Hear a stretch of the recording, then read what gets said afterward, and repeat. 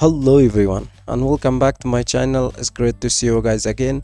Today in this tutorial I'm going to show you how we are going to enter twin from object menu.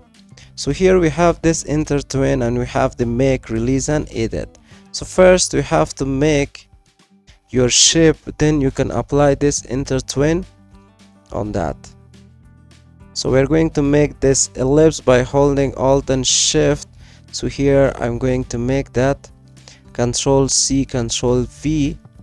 I'm going to put this right here, and also I'm going to make another with a different color. So all of your shapes need to be, all of your shape is needed to be in a different color. So here for this one we are going to select a different color. Let me go with this one.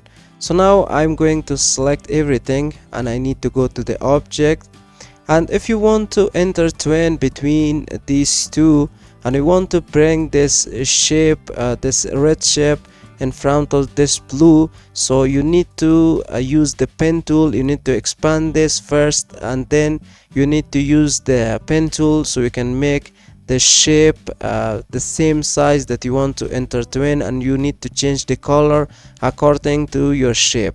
But this tool is really amazing because you don't have to go through all of these things. So the easiest way here we have this, that you need to click on this intertwine, make, and we have the tool. So here I'm going to point, I want to intertwine between these two. As you can see, we have the shape over here. So you have this shape. If you want to remove that, so you can remove that back again. So I'm going to select this area. So we have the intertwine, so we can intertwine this one, and also we're going to use that. But please be careful, because if you want to make this intertwine, sometimes this is going to look like you. So you have to be careful the area that you want to select and you want to intertwine, so you have to be careful about that.